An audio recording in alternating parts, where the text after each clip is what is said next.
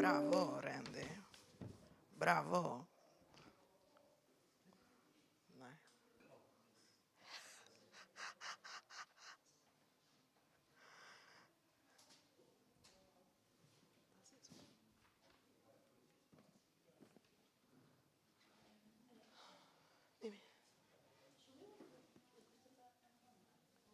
Oh, where are Christopher and Monica? Shall we call them? We can. I think they know what time. Yeah, they. Quanto? 1 minute. Yeah, they were going to meet somebody quickly, and I think, and they're coming back. All right. So far, 5 people on. Come again. All right.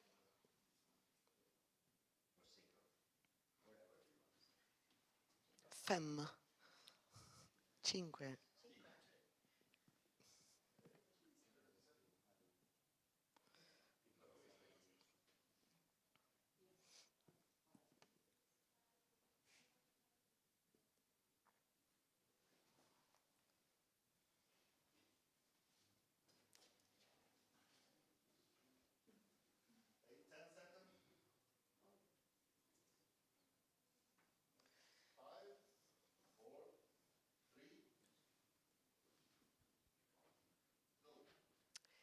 Welcome to the first LIRC meeting for 2023 in person from Milan on occasion of the Design Week 23. And we are also live streamed thanks to the IALD and our media partners, Darc and ARC magazines. I'm going to introduce our guests for the evening in a minute. Meanwhile, please welcome online Alexis Arnoldi, co-chair of the LIRC. Welcome, Alexis. Hello. I want to thank, you could advance it to the next slide, but I would like to thank Light'in Agora for collaborating with us on this wonderful program tonight. We're really excited about it, and we're really excited about all the panelists here. It's going to be very interesting and informative. So the LIRC is the manufacturing arm of the IALD, and as such, we are all competitors, and we want to make sure that the lighting designers and the manufacturers do not engage in any run afoul of any antitrust requirements or rules and all. So I'm sure everybody will play by the rules today. Thank you. So I am Alexis Arnoldi. Next slide, please. And I'm one of your co-chairs for the LIRC Steering Committee. And on the next slide, please, you can see the steering committee. We are made up of roughly half lighting designers and half manufacturers. And our very own Chiara Carucci is one of the steering committee members, as well as Paul Ehlert, who you will meet later today during the program. Next, please. So some of our big events that are coming up this year that we're hoping that all of you can join us with at some point during the year. We have Light Fair, which is a big trade show in New York City. And it's during Design Week in New York City. That'll be in May. That'll be followed by Enlighten Europe, which is primarily an educational conference, which will be held in Berlin this year. We're very excited about that. And then closing the year in November, we will have Enlightens Americas, which is going to be held in Banff, Canada. And that's primarily a educational conference as well. So thank you very much for joining us, and let's get on with the show. Thank you very much, Alexis. So I would like to welcome you all again to this LIRC member meeting and panel discussion. I'm actually pleased and honored to introduce our panelists for the evening, Andrea Hartranft, FIALD, President-elect of the IALD from the US, and Dean Skira, IALD from Croatia, Paul Ehlert, Associate IALD from Switzerland, and then Surbhi, that unfortunately could only join us online, I'm asking to the service to share again Surbhi on our video. Thank you. Surbhi is Associate IALD from India. And altogether tonight, we will investigate the importance of creating opportunities for lighting professionals and see how all starts with education, not just for those who are already interested in lighting as a career path, but for all. And in the spirit of collaboration that characterized the LIRC, I ask everyone here in person and people online to please write down or remember a few questions that we will ask at the end of the first part of our panel to our guests. And now I would like to introduce my co-moderator, Martina Frattura, who is a junior associate member of the IALD, who will be so nice as to introduce the topic for us. Absolutely. Thank you, Chiara. Thank you, everyone, for being here, especially the panelists, both live and remote. You already said, Chiara, one of the main words, which is like whole. Whole the people. We're here talking about lighting, but we are all also talking about inclusivity, as we were so lucky to be hosting the space, which is called Living Choices, Living the Change, actually. That's what they want to promote in the space, and we were so lucky to be invited to be here. And we believe lighting, it is the main mean to go for the inclusivity. And IALD represents that very much so. It represents joining different countries together. It represents joining the profession at different stages. So the people that are still studying, or the juniors, or till the senior, till the very associate ones. And bringing them together, it means create an environment that makes you feel that you're growing all together with the other people. And this is important because bonding and creating a network that can support, it will be then your environment that will allow you, will facilitate you growing as a professional, but not only, as a person as well. And I believe that all the people that IALD represents and the one that for sure will join us in the future are all people that are there for beautiful people, not just great professionals. The synergy and the community that we want to celebrate today is the reason why we all been selected and we all decided to come here. And so thank you for joining, thank you for listening to us, and we sure we will all get together today away with great takeaways. Thanks so much, Martina. And with that, I think we are all ready to start this great panel discussion, and I would like to start with Andrea. Why do you think is access to lighting education so important?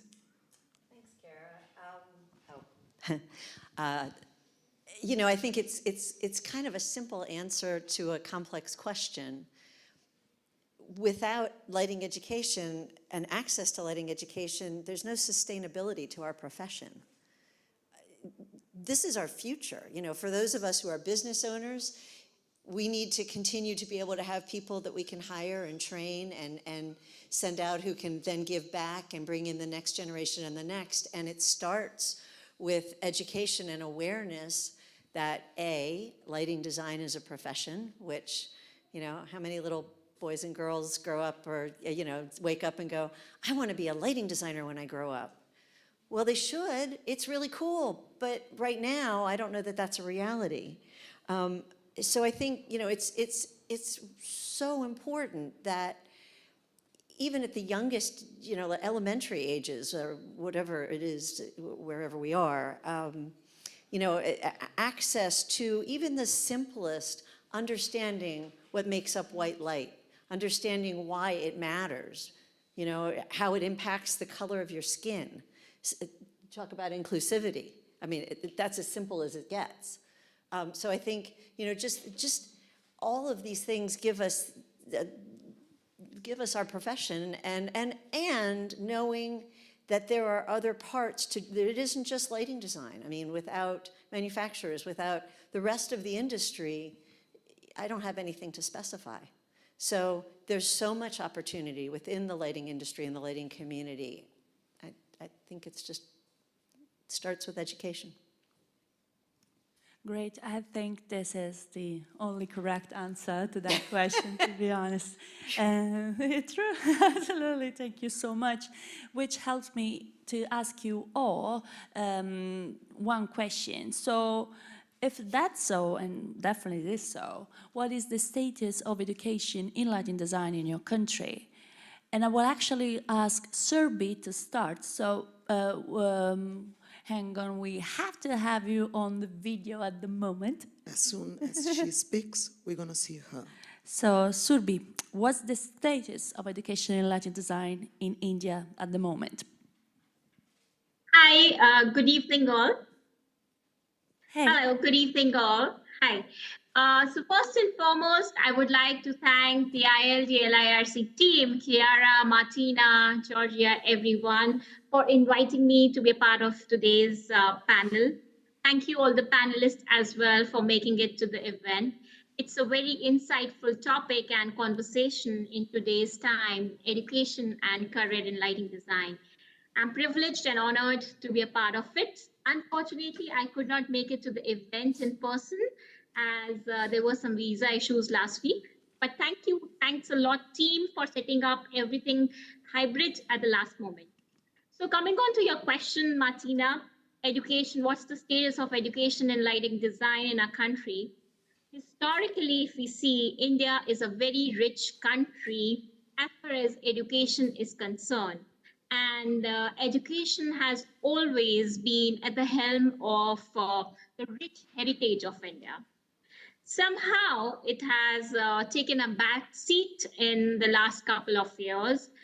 However, we see a very high potential of lighting design per se in the country.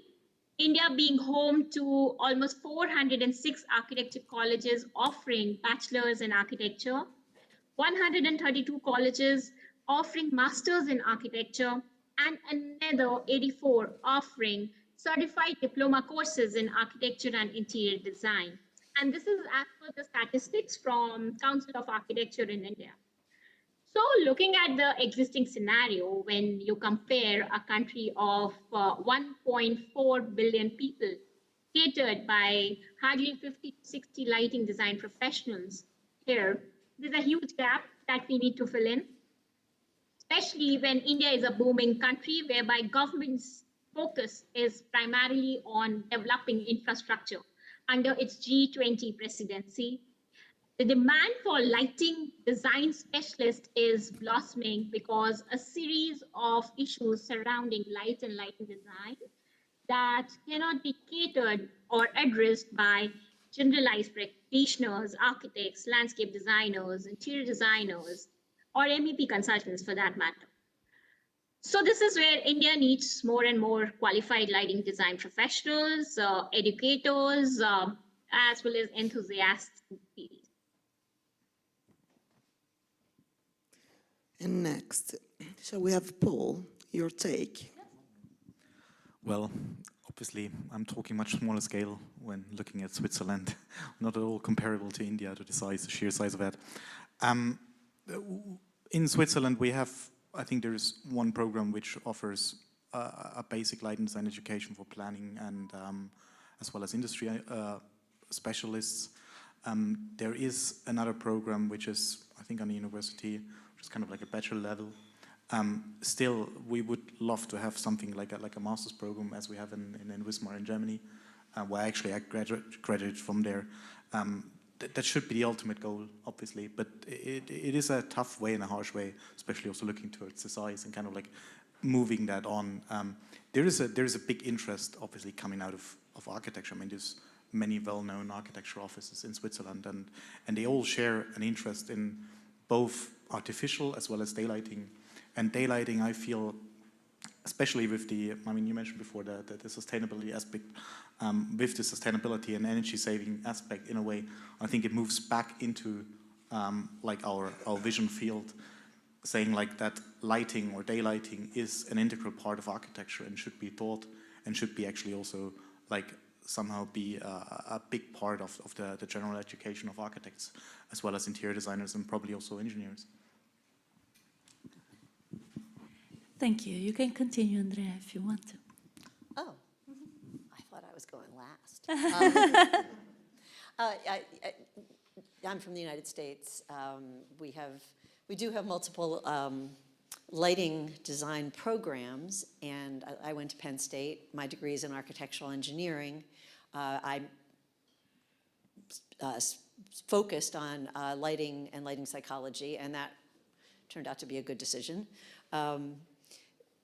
There, at Penn State and a couple of other programs, you can go all the way to PhD, so master's and PhD in lighting. In fact, our current Education Trust president is a PhD in lighting from Penn State and was a recipient from the trust.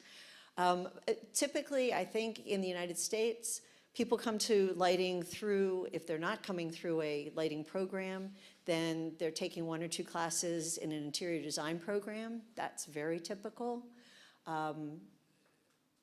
Not as likely are they taking a lighting class, an artificial lighting class in an architecture program. They're likely to take daylighting. They're not as likely to take a specific lighting class, and I don't know of any programs, and I could be wrong, that have it as a requirement, which is fascinating to me. There are some engineering programs that offer lighting as an elective. And so people, and then theater, and we sort of forget theater, but with LEDs, man, we're all doing theater. So theater tends to also be a means of coming to understand controls and lighting and the effects of lighting on spaces and people. So lots of ways to back in or walk right into lighting in the United States. Fantastic. Please, Dean, would you share with us your experience? Yes. Well, I do come from the smallest country of all, but we actually do have a course in lighting at the University of Engineering in Zagreb.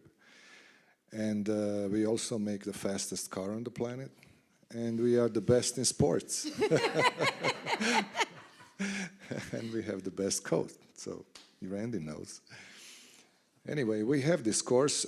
It is actually more engineering course, and the formal part is teaching about the technology, the physics, and norms and regulations about lighting. And my late professor invited me every year to teach, actually to give a lecture to the 5th year, and giving them completely different aspect of lighting as they are taught in the school. So other than that, I don't recall that anyone else besides me was giving lectures at architecture school and interior design school, but this is just once in a while. So the formal education in design part of the lighting is still yet to come, and hopefully with this IALD initiative, which is very good. What? Still a secret. Ah, sorry. I'm not going to say anything else then. Closed. Okay, secret initiative coming up from the south of Europe will be revealed in IALD Enlighten Europe. So please, everyone, join us in Berlin. I will never be tired enough to say that. Anyways, I would also like to mention a few other master programs, just to be fair. There will be the master in Milano Polytechnical School, the master in Rome in lighting design, and then there is a 2-year program in Aalborg, Denmark, and my dearest KTH master, and I would like to remember everyone who's watching us online. I'm sorry, and I apologize if from the public and the panel sometimes you see us smiling at a very inappropriate moment. Is because people are joining us in person and we are so happy to see them. So going to the next, about education. We know how the practice of our profession is so important, and therefore I'm very pleased now to take the chance and show you a couple of videos from initiatives that take place hopefully every year. The first one is Project Candle. It will be this summer. It's actually a summer school. And the next one is going to be a video about lighting Alingsos. And as IALD, we are so proud of being partners and to have a few IALD lighting designers, some of us in the space who have been and will be selected as head of workshop. So I would like to ask our production crew to run the first video. That will be Project Candle, followed by the Alingsos video.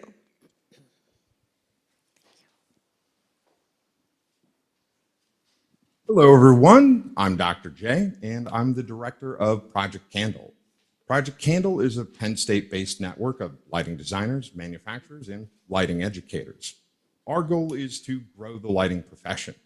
We do that by continuously refining our curriculum here at Penn State with the most relevant professional skill sets and design reviews by practicing professionals. We want to attract the top students and, importantly for today, raise awareness of our field. Lighting design suffers from a recognition issue. Many outside our profession believe that lighting design only happens in the theater or at festivals. My own mother told me for years to quit playing with my silly lighting toys and take my career seriously. So our latest initiative seeks to address this gap, specifically for high school students and their parents. Camp Candle is a 4-day overnight camp for students entering 9th through 12th grade. It's subsidized by our partners, so the price is only $400, and we do have scholarships available because we want to make sure it's accessible regardless of income. Our focus will be on active learning because, after all, seeing is believing, especially with lighting design. We'll start with foundations and visual demos in our light lab, and then they get to try their hand at interior design at a community center that includes great visual targets, including a foyer, a stage, and an art gallery. Then we move outside to the famous Penn State Arboretum for exterior lighting design. We'll wrap up the weekend with a custom luminaire that they design and build themselves and get to take home to make their world a little bit brighter. If you know of an interested student, they can register now at projectcandle.org. And if you'd like to get involved personally, shoot me a message using the contact form on our website and let me know how we can make the world a brighter place. Let's build a great future for lighting design together. That was the fabulous Dr. J. And so now immediately we will have the video from Alingsos.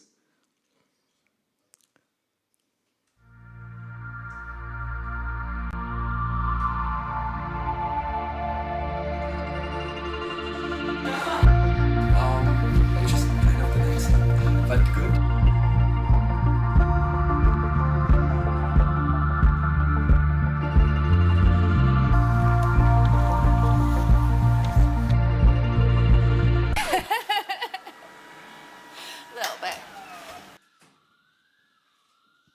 We had an extra pathos coming from the sound, so outside.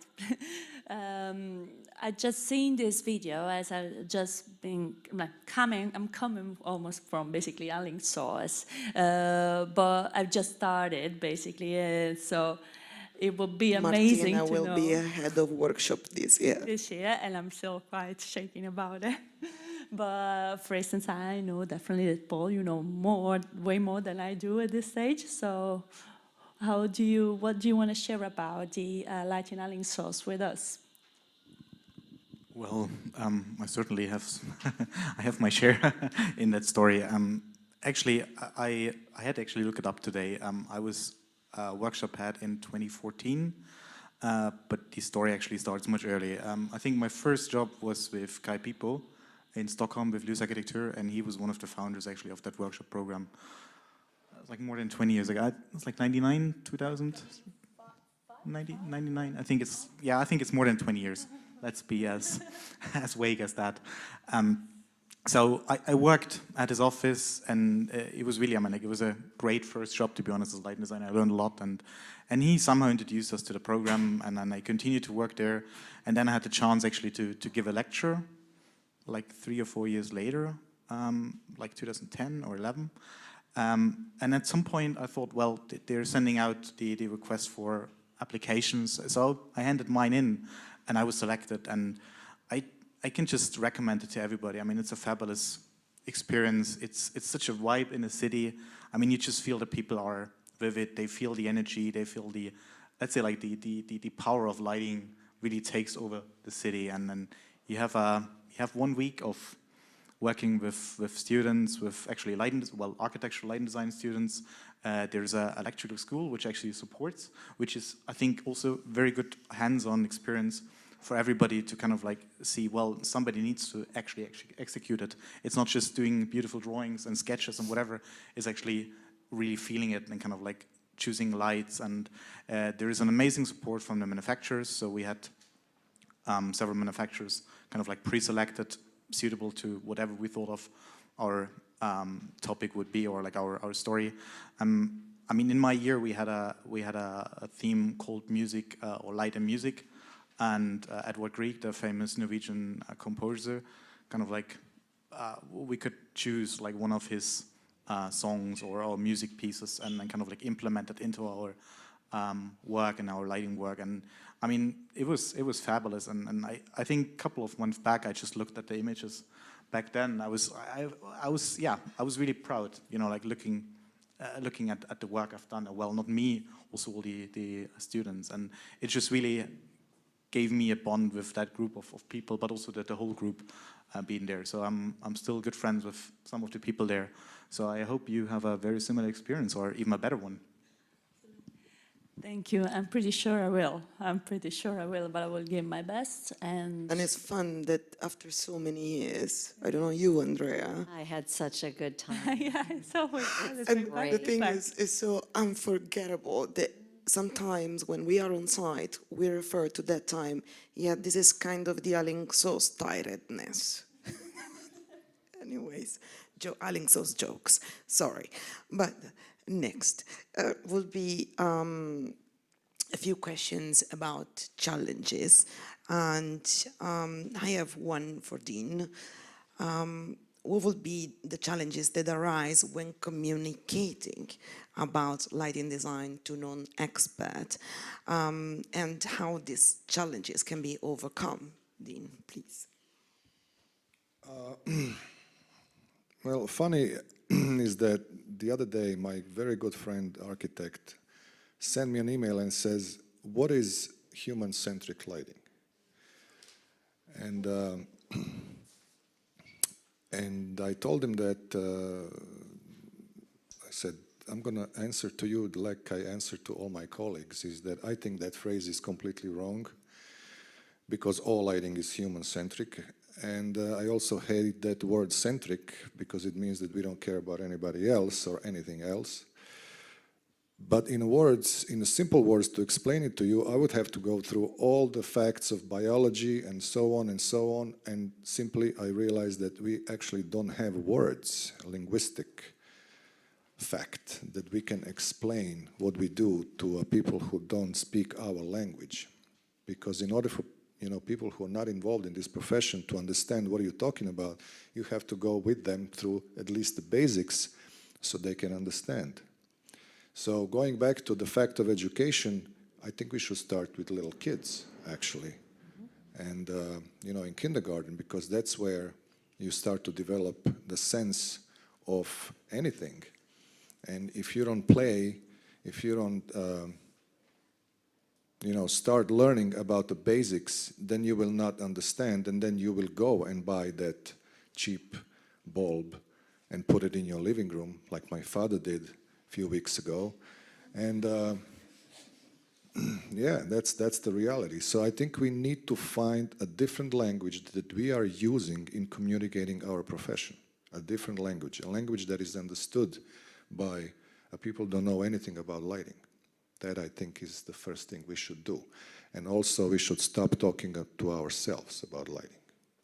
That's another big issue that I think we should address, because I don't know how many people here that are sitting and listening to us are not already involved in lighting profession, and it should be the opposite.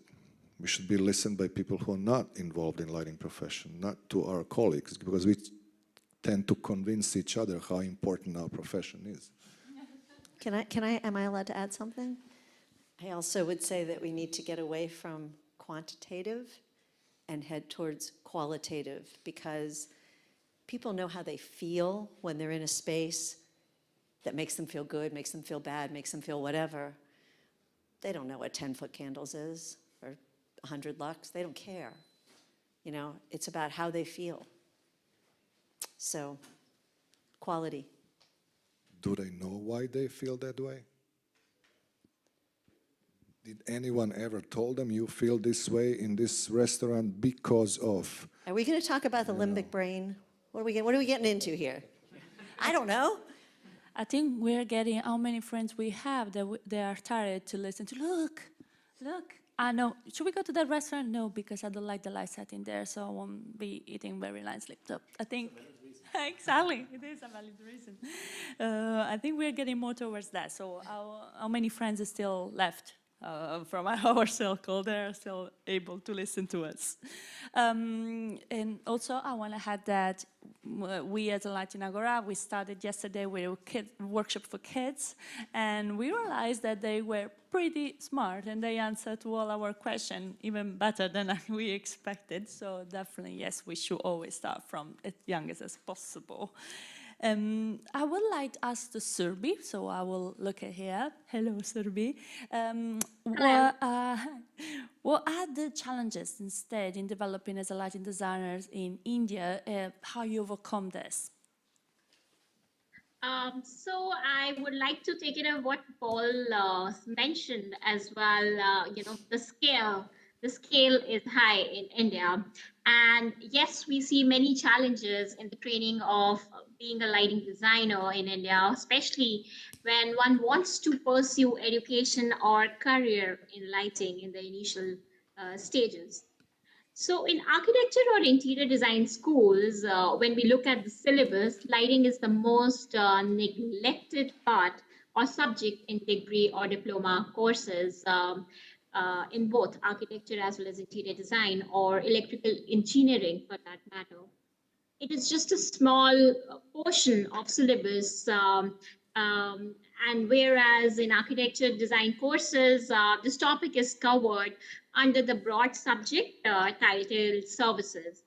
So in India, and more so in India, the formal academic lighting education leading to Masters of Science in Illumination Engineering exists in colleges, which we can actually count on our fingers. Probably one or two. We have Masters in Illumination Engineering in India, and not a formal course in lighting design yet. So any aspiring student who really want to pursue lighting design either opt to study abroad in an international university or completely drop the idea of their dream career of being a lighting designer, because they can't afford, many can't afford to go internationally and pursue their dreams. Not only that, once the students go abroad, it becomes quite challenging for them to return and start afresh in the country, right? Coming on to the next part of the question, how are we overcoming this? We as professionals, many of the professionals in India, we teach in these electrical or architecture colleges.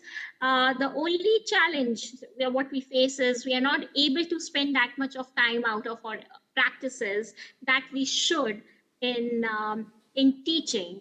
And also our practical projects take up most of our time, though we want to educate more and more people in lighting design. Thank you. Yeah, that is so impressive. And that is all about opportunities as well, right, Martina? Correct. The opportunities to access.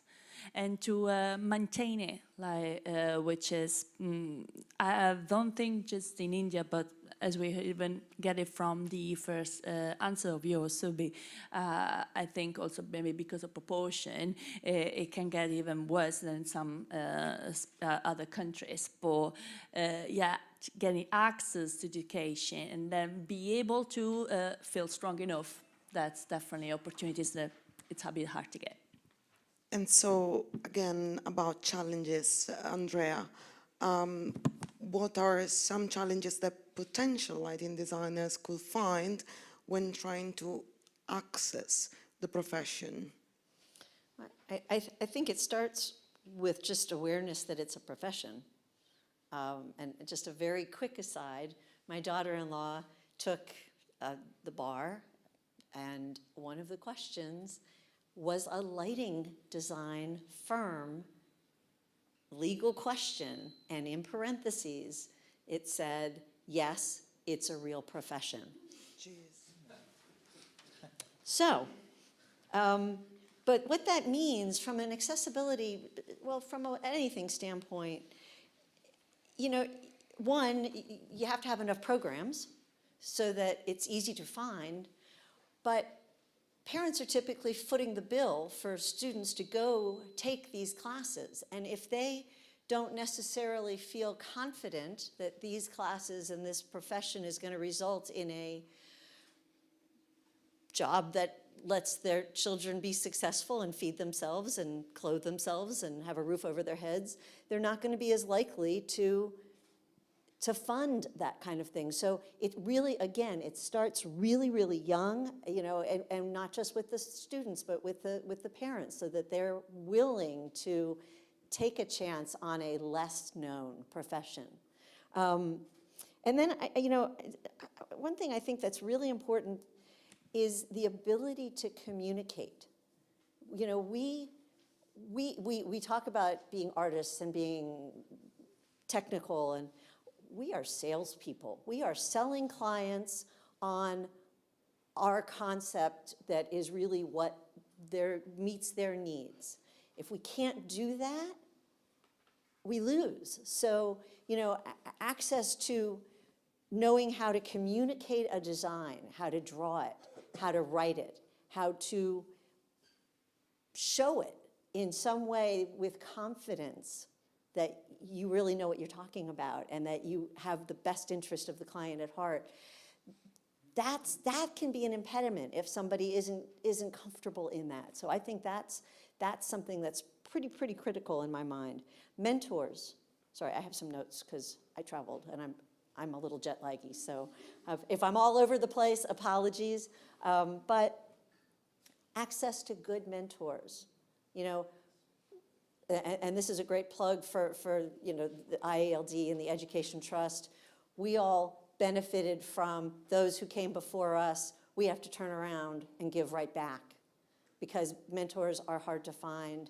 And it isn't even, you know, whoever you are, whatever you are, you know, it really helps to have people who have gone before you and fought the good fight and know how to fight the good fight, no matter what it is. And then the last thing I'd suggest is, you know, sometimes it's really hard to know what you've designed unless you see it. Hands-on experience, Light'in Agora, rock solid, because they start by designing, they conceptualize, they design, and then they have to install it. The minute you flip that switch, you know if you did it right or not. And that's, I think, that's pretty important. So those are all thoughts. I think we should all agree that it's the matter of authority, actually. Yeah. Do we have enough authority in order to be present in all those fields, within architecture, within interior design and engineering and so on, so that we are going to be the mentors tomorrow? Mm-hmm. Do we have that authority if we're not called a profession? I'm with you 100%. For sure, interdisciplinarity is one of the, like, let's say, the sustained word of inclusivity, I would say, because light is for sure one of the most permeable being we have. Actually, maybe I would say, the highest level of permeability. So that should be at the base and should help, should facilitate interdisciplinarity. To answer maybe to your question, which I mean, I don't really have the answer, but maybe like the idea to support it, to say, maybe even if we don't feel like to have the authority because it's someone who would not consider that as a full profession, you would say like feeling, like make them understand how they're feeling without or with a certain type of lighting maybe might help. Not so easy to answer that. No, not so easy. But I guess the next question will help Exactly, us investigate exactly. further.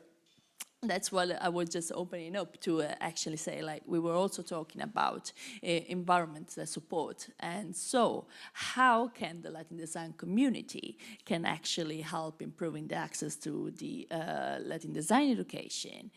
Would that maybe help to answer also to the question before? And I will ask Paul to start with this, please. Well, I would actually say promotion, but actually not promotion in terms of teaching or promoting the lighting design as a profession to, I mean, of course, youngsters as well. But what I felt lately is like promotion to actually our peers in the projects. So if you educate, if you kind of like promote the profession to architects, to interior designers, to developers, tell them about the importance of a lighting designer within a project, you have other peers who are actually supporting you in another education. Because if they understand, hey, there needs to be a lighting education, and there's actually a big quality coming out of such an advice, and somebody who's actually like helping within the project, they promote that even in the next project and in the further next project, and kind of like bring that also in their architecture associations and other groups. So that's what I felt lately is really helping to promote a lighting design education, because they will call for it. At some point, architects will call and saying, hey, well, we need that knowledge, we need that education, because these people actually really help in terms of the quality for every project we've been working on. And Surbhi, would you like to continue on this? Yes, absolutely. I agree what Paul just mentioned, that we need to really educate architects, clients, our fellow professionals from different backgrounds like electrical or interior designs. And this is where we also started a hands-on workshop for 4 days, inviting architects, designers, MEP consultants to really understand what lighting is, to create awareness. And apart from that, I would say that we should not be waiting for academic education to commence. Thrust should be given to the continuing education part of it. And this can be imparted through short-term or practical-oriented modular courses, seminars, or workshops. Hence, we need to formulate official courses with the help of international associations like IALD, or IES for that matter, and roll out with architecture students, design school students, and young budding professionals. We need to have more and more hands-on workshops, not only for students, I would say, but also for the lighting professionals who are working in a boutique studio or having their own small setup. These workshops that are tailored to provide background knowledge and hands-on experiences for solving practical lighting design problems that we face often on our projects is very, very useful. And this is where we as local communities together with international associations can push both formal and informal lighting education in our respective countries as well. Fantastic. So, Dean, would you like to continue with this? Yeah, I think this is a very, very complex issue. I think maybe we should start thinking about decentralizing the profession and spreading it in certain ways. But, you know, I think that in the direction in which the world is heading, I think it's going to be more difficult to be the one with the authority, even though we didn't have any authority over 99% of the projects and buildings that were built on the planet. So for the 1%, we are considered a profession that is like luxury kind of thing. And this is why the companies that are producing terrible products are still making profit. And that is just because of everything we said before, because of a lack of education regarding the quality. Because also there is one very, very important issue, you know, the demand, the need. If you need light, it's very simply to get it. You just put the bulb in the center of the ceiling, you have the light, you know, enough quantity to see. And going beyond that, I think that besides the decentralization of the profession, besides the cooperation, somehow we need to reach to those who are going to make money out of it, because in today's world, if somebody is not making money out of it, it's not going to push enough. And they have they have the money, they have the means, they have the media to convince people, like they convinced them to buy, you know, compact fluorescent bulbs, and telling them that they're going to save, I don't know how much money on the energy, but they never told them they're going to poison the water. And then when the LED came up, you know, they just, you know, leave it and then started with the other product. So it's a very complex issue. I think, first of all, we need to be able to make this as a recognized profession. Too many of my colleagues would say, I'm a lighting designer, but I'm trained in architecture or engineering or so on, so on. So we are a humble profession. We're not enough proud of our profession. We should admit it, you know. And it shouldn't be that way. And I think this is the way we're going to gain authority over the projects, because I know we know more than an architect, but then too many times, too often, you have to compromise because he doesn't like the way the fixture looks, and he doesn't care what light is going to provide. And, you know, this is many things that need to be resolved. And what's coming, technologically, it's going to be even better. But it's so good to have Dean on a panel. You know that he's going to be the one telling the hard truth. And so, Andrea. So that means I get to lie? I said hard. I'm just asking. Just the adjective. I put an adjective. All right, well, I'm just going to start with everybody deserves access to quality lighting. It's a simple place to start. We're the ambassadors for that. Nobody knows how to get a project there like we do. So if we start there, you know, yes, there's lots of periphery that pulls and pushes and you know, takes focus away from that. But at the end of the day, if we can keep the focus back there, and how do we do that? I don't know. You know, we keep designing with quality in mind instead of numbers. We get out there as ambassadors and talk to students and parents and humans, period, about why quality of light is so important. You know, give, however you can give, whether it's money, whether it's time, whether it's whatever, you know, but give back, because we've gotten so much from what I think is one of the coolest professions ever. So. Thank you. You mentioned mentorship before, and I think that's also, like, as you just said, pretty much the foundation of it that could encourage at least the people that maybe are getting certain, not that, you know, which way to choose to go to. And as I see it, like, this is exactly the spirit of collaboration that is one of the pillars of the LIRC. Because actually altogether IALD and LIRC are promoting, for example, with the Education Trust and so many other initiatives, what we call good circles, or what's in English? I'm having a blackout all of a sudden, but virtue circles, right? So the way we help others in our community and the way we are always available for each other. Like, for example, this evening, our good friend, LIRC member, Rick Leeds, is gonna help us with the question and answers, both from the public in person and online. But again, It's just a big thank you, everyone, because yes, we keep on talking to each other, but it's also true that we raise awareness of the importance of specific topic, because sometimes even among us, we don't discuss this enough. So Rick, do we have questions from the public? Well, I'm going to find out. Do we have questions from the public? Do we have any hands? We must have a hand. No. I've got one question to kick it off, and it's for all 6 of you, because you moderators have to be involved as well. You know, the LIRC, the Lighting Industry Resource Council, is primarily made up of manufacturers and educators who also come to lighting from engineering backgrounds and business backgrounds and science backgrounds and architecture backgrounds, as well as product design. My question would be to all of you, starting Martina with you, how did you get here? How did you get into lighting design?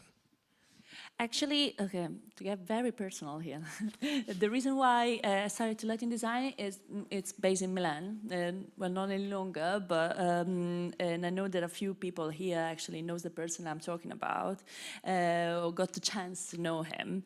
I was doing my bachelor in interior design here in Milan, and I was supposed to have just 3 months classes of something that was called lighting design, and I was like, okay, but just another one of my thing. And the professor I got chance to know just illuminated me. I cannot say any other word. I cannot pick any other one.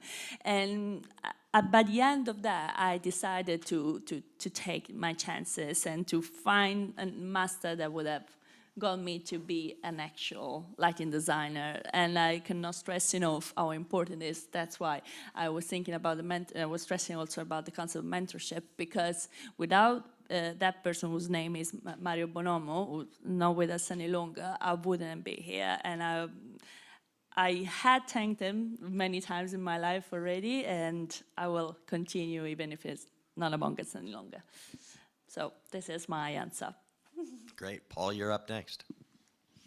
Well, I'm a trained architect, and actually I grew up in an architect's office because my grandfather was an architect, so I kind of I started very early. And I think one of the first projects I really wanted to see was Hartranft by Le Corbusier. So I went there and I've seen the windows, and it was like mesmerizing, and I felt like, hey, there is something more to it. And then architecture is great, and well, I was a bit fed up with the slow speed of architecture. So I thought like there needs to be something faster, like more active, and obviously light is the quickest thing we know somehow. So I thought, well, it's fast. It is pretty fast. So I thought like, well, somehow the lighting kind of like emerged out of that, or the idea of a lighting design emerged out of that. So that's my story, kind of like how I got here. Great. Surbhi, you're up next. Hi. So great question, I would say. For me, being a trained architect, I was wanting to do masters in urban planning from the States, but however, I could not go for masters in urban planning. And this is where I started lighting design during my first job, whereby I went on designing houses for the who's who of the country in India, whereby I discovered that lighting design is a complex field. It's not so simple, and it requires specific sensitivity as well as knowledge about how light works, what does it do to the human perception, and what the technical challenges are that we face in the lighting industry. An industry that moves very slowly from quantity to quality. So that's where I want to mention the quality part of it. This is what made me realize that lighting and architecture are yin and yang. They work hand in hand. Light has that fluidity and flexibility that integrates within the architectural environment rather than fighting with it. So we cannot separate the two elements, and this is how I found my profession and direction. Thank you. Andrea, you're up. Well, I wanted to be a jockey, but I grew, and so that was out. I went to school for journalism, at least I started that way, but after a year of journalism, I hadn't taken a journalism class, and I was bored. And I woke up one morning and the words architectural engineering were in my head and I didn't know what it was, and I had never taken a physics class, and I transferred in that afternoon. And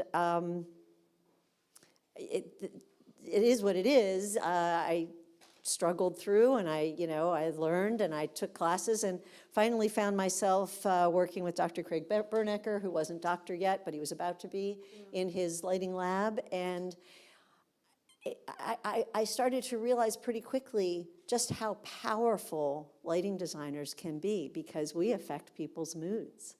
I mean, we can take a space and change it into whatever we, want with light. That's pretty awesome. So I was hooked and stuck with it. And here you are. For a few years. And we're all the better for it. Thanks. Dean, you're next.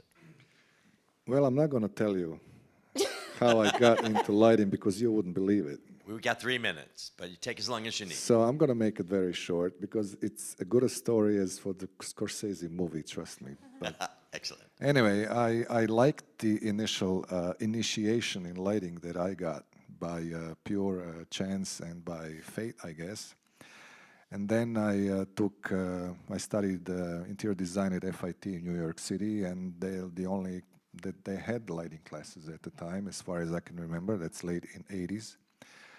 And I continued since. And when I came back to Croatia in 1995, my father said to me, so what are you going to do? I said, I'm going to do lighting. What? Don't expect me to give you food every day.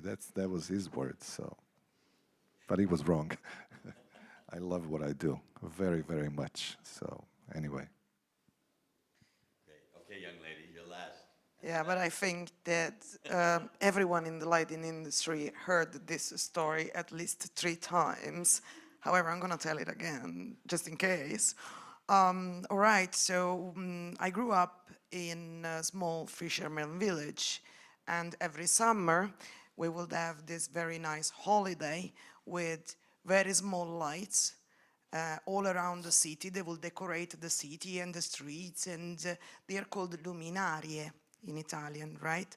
And these little blinking lights would reflect into the sea, and then I was walking with my mom looking at the reflections in the sea, and I was so happy about the holidays, and my mom was with me, Mom, I want to become a designer of luminarie when I grow up, these fairy lights I want to design.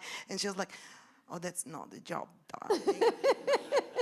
And that's not a thing. And then I grew up and I still wanted to do the luminarie and fairy lights kind of thing. And then she was like, why don't you become an architect instead? And I said, no, mother, no, mother. Well, eventually I understood that there was such a thing as a profession. It took me a while because there was no internet at the time. So, well, yes, and that's the story, basically. That's great. That is a great answer to it. All of the answers are great. And everyone comes from a different place. I'm sure every one of you has your own story, as do I. Any other questions? Randy. In your countries, do you see circadian entrainment being specified by lighting designers? Who wants to start? No. Dean. Answer, quick answer. No. Like, some of us are actually studying, just because we are talking about education tonight, we are studying how light can support, well, for one certification, if we need to talk about certification, and also we are studying how light can somewhat induce or create alertness in people. But honestly, we do believe that still we have a little education to do towards our clients in order to make them understand first that wellness is the key, and then there are a few more steps that we still need to go to. So I would actually, in the spirit of collaboration kind of thing, say and hard the truth as well. For our friend in the LIRC, maybe when you do advertisement, you may want to know if we are up to that with our clients before advertising things. For once, that's my view. What about you? And don't call it human-centric. Don't do that. Was having a discussion earlier today. You know you're not on camera. Come No, on, no, because I'm going to stay over here on the side. camera. A conversation here today that our industry has learned to talk to themselves really well. But we haven't learned to express the things we know in simple ways that other people understand and experience it. And I think it's a lot of food for thought for what education means in the future. I learned how to make a foot candle in college in 1979 in Boulder, Colorado. And that has gotten me nowhere in my career, because you can't hold a foot candle in your hand, right? But we talk about these terms and we express things to ourselves all the time that are meaningless to the people we're trying to, as Andrea said, sell our concepts and our understanding to. So I think it's a big part of the revolution that's coming in education for the next generation. How are you going to express yourself to the next set of clients, whether it's an end user, whether it's an architect client, whether it's a hospital, you know, how are we going to express our industry to other people in a way they can understand and appreciate it? Vocabulary. I would just like to remind you guys that we only have 1 minute as we have to say goodbye. This is going to be a great minute. So. Look at us. You know, you have to be an architect, as Andrea said, you have to be an engineer, you have to be technical, you have to be an artist, you have to be a businessman, a salesman, you have to be a very complex person to do this. So how can anyone be bored with it? You know, it's great, isn't it? Well, anyone else on the topic? Andrea is tired, everyone's tired. I would like... I would just like to say that in my case, also to answer to Randy's question, I represent Portugal in here as well, and I would say we don't have Latin education, and the few studios that managed to go through these years of a bit of like doing this or making the impressions are still a bit far from circadian. So my answer to specific to your question is luckily a no. And to the disruptive language is like, yeah, we have to get to the point to have at least someone from the field talking about lighting design in Portugal. All right. Unfortunately, I think it's time to say a few goodbyes. Before that, I would like to thank Remigio Architects for hosting Light'in Agora. That is our hub for event. That's going to continue tomorrow with other 3 fabulous events, among which the Women in Lighting Gathering. And obviously, I would like to thank our supporters that are allowing us to be here today. One hopefully future LIRC member, Helvar. One current LIRC member, formalighting. And then we have the fabulous Valmont Industries, who we hope is going to become very soon LIRC member. They are all investigating this opportunity as we speak. And then we have Lux Light with Claudio, who's with us today, so please talk to Claudio later on. Of course, also formalighting and Helvar are in person. Unfortunately, Valmont couldn't join us. And I would like to thank all who are following us from home. Either you are a LIRC member or you're planning to be one, please get in touch with us. We will be happy to answer all of your questions on how great is the spirit of collaboration that we do support every day. And the same to the lighting designers in the room and at home. If you're not a IALD lighting designer yet, feel free to talk to me at any time of this evening. So I would like to say huge thank you to our panelists. Surbhi, so sorry you cannot be with us. Dean. Thank you so much. Andrea, Paul, thank you so very much. And Martina, thank you for being my co-host tonight. Thank you for having me. I can be so picky. Thank you for your patience. Thank you to the IALD and the LIRC. And I hope to see you all either in Light Fair or in Berlin very soon. thank you and good night, people that are following us from home. We will continue in person with a fabulous aperitivo that has been provided us by our wine supporter. And it's the fantastic Donna Fugata from Sicily. So thank you very much, thank you. And we need to go outside for the toast. Yes, please, let's breathe. What? No, we don't, apparently. Hang on.